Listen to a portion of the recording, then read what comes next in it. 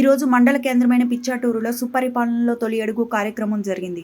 Pichatur Telugu Desam party మండల అధ్యక్షుడు తిరుమలారెడ్డి అధ్యక్షతన ఈ కార్యక్రమం జరిగింది.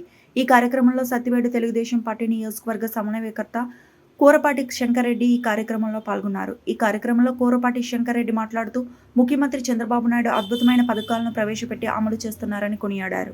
తెలుగుదేశం పార్టీ అధ్యక్షులు నరసింహరావు గారికి మరియు పిచ్చాటూరు మండల మరియు ఎక్స్ ఎమ్మెల్యే హేమలత మేడం గారికి మరియు పిచ్చాటూరు మండల అధ్యక్షులు మండల తెలుగుదేశం పార్టీ అధ్యక్షులు తిరుమల రెడ్డి అన్న గారికి మరియు పద్మనాభరెడ్డి గారికి మరియు సతీష్ అన్న గారికి మరియు మన 7 మండల అధ్యక్షులకి మరియు మన కూటమి ప్రభుత్వం జనసేన మరియు బీజేపీ పార్టీ పెద్దలకు మరియు తెలుగుదేశం పార్టీ పెద్దలందరికీ వేదిక పడిన వారికి నా యొక్క నమస్కారాలు. మరియు వేదిక ముందున్న పిచ్చాటూరు మండల తెలుగుదేశం కుటుంబ సభ్యులకు మరియు ప్రెస్ అండ్ మీడియాకి నా యొక్క నమస్కారాలు. హలో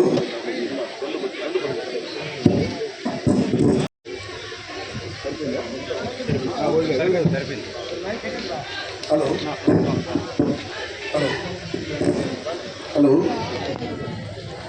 యాక్చువల్గా నా యొక్క ఆవశ్యకత మన సత్తివేడు నియోజకవర్గంకి అవసరం ఎందుకు వచ్చిందంటే, మన తెలుగుదేశం పార్టీ ఇక్కడ కుప్పం తర్వాత చాలా బలంగా ఉంది.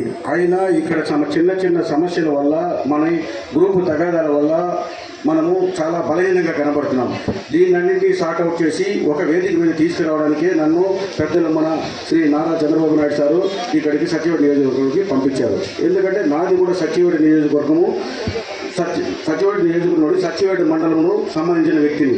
నాకు ఈ అవకాశం ఇచ్చినకి నేను కూడా చాలా గర్వంగా ఫీల్ అవుతూ సేవ చేసుకునేదానికి చాలా హ్యాపీగా ఉన్నాను.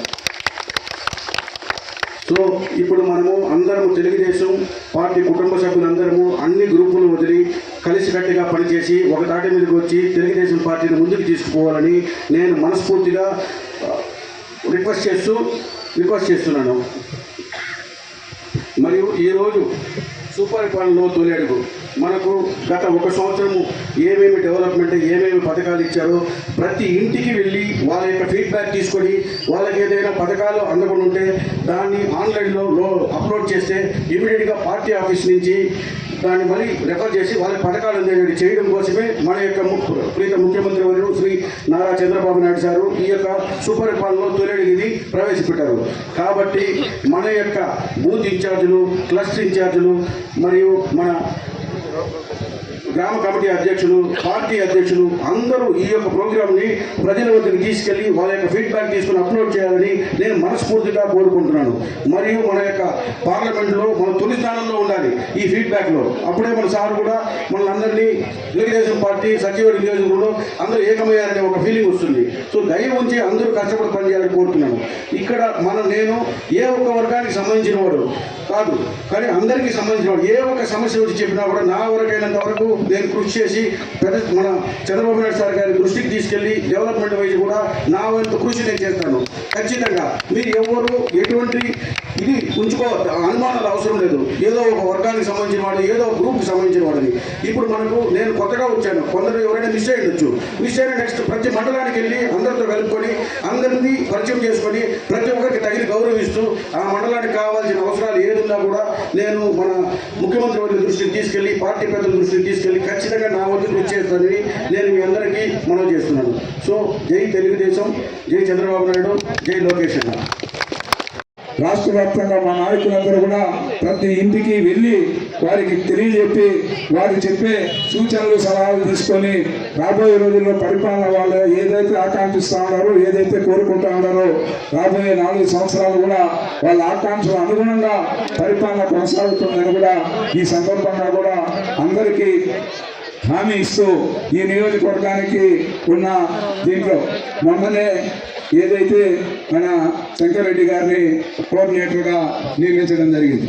ఈ సందర్భంగా తెలుగుదేశం పార్టీ శ్రేణులంతా కూడా ఏదైతే జాతీయ అధ్యక్షులు నారా చంద్రబాబు నాయుడు గారు కానీ నారా లోకేష్ గారు కానీ ఏ విధమైతే ఆదేశించారో ఆ ఆదేశాల ప్రకారం శంకరెడ్డి గారు ఇక్కడ బాధ్యతలు తీసుకున్న రోజు నుంచి కూడా కార్యక్రమాలు నిర్వహిస్తూ ముందుకు పోతా ఉన్నారు. దీనికి సంబంధించి పార్టీ నేతలు కూడా కొంతమంది అటు ఇటు ఉంటే ఈ సందర్భంగా పిలిపించేది ఒకటే, జరిగిన విషయాలు మేము మాట్లాడాం.